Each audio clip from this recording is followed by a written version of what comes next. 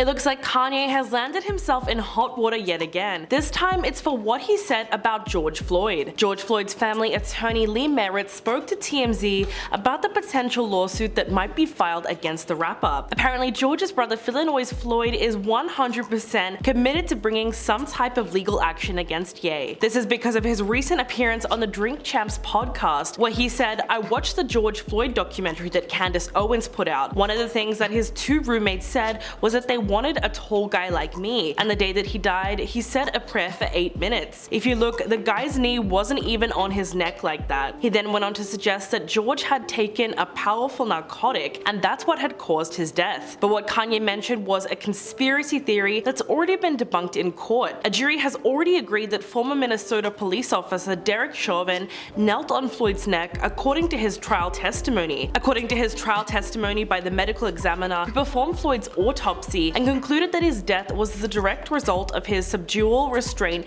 and neck compression. So to suggest anything else would just be misinformation. But what really makes this worse is that it was Kanye who set up a college fund of $2 million for George Floyd's 7-year-old daughter. According to the family's attorney, they are considering pursuing something called intentional infliction of emotional distress. Merritt said that while a defamation lawsuit isn't possible because George is deceased, another possible path could be emotional distress on behalf of the George Floyd Foundation or the family members themselves. In fact, just recently the Sandy Hook families were able to successfully sue Alex Jones, all for defamation because he called the parents of the victims actors. A jury awarded the victims' families a combined total of $956 million. But in Kanye's case, he didn't say anything about George's family members, but his comments on the podcast could still have a negative impact on them. So that's exactly why Merritt is confident that the family has grounds for a lawsuit. The bigger point here though is that Kanye needs to understand statements like the ones he's putting out into the world are false and hurtful. He then went on to say that that type of rhetoric undermines the Floyd family's efforts to pass legislation, like the George Floyd Policing Act, to help stop police brutality. He also says it deflects blame from the officers who've been convicted in connection to his murder,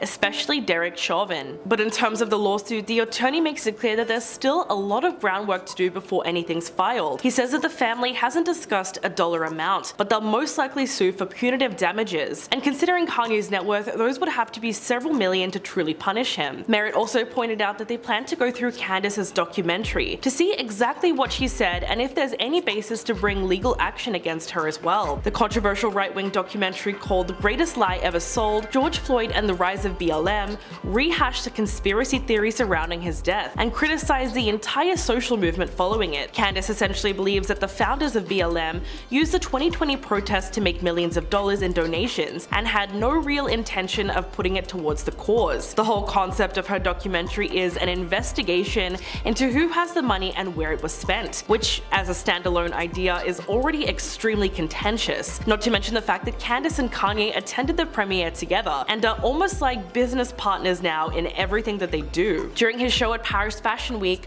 both of them rocked up wearing White Lives Matter t-shirts and posed together for photos, which obviously caused an insane amount of backlash online. Candace then told TMZ, "I am grateful to have been by his side for such an iconic moment," which fostered a much-needed national conversation. Following that stunt, it also came out that Ye is buying the right-wing social network called Parler, which, you guessed it, is owned by George Farmer, aka Candace's husband. So why is Kanye pulling an Elon Musk and buying a whole social media platform? Well, he said, "In a world where conservative opinions are considered to be controversial, we have to make sure that we have the right to freely express ourselves." But not a lot of people know that Parler has been embroiled in controversy ever since the Capitol riots. A large number of those who stormed the US Capitol on January the 6th also used the platform to plan the event. But since Kanye is suspended from Twitter and Instagram, it's pretty clear that he's looking to find another corner of the internet where he can continue to blurt out his thoughts as soon as they pop into his head. Well, that's all the story that we have for today. Let me know what you think in the comments below, and I'll catch you in the next video.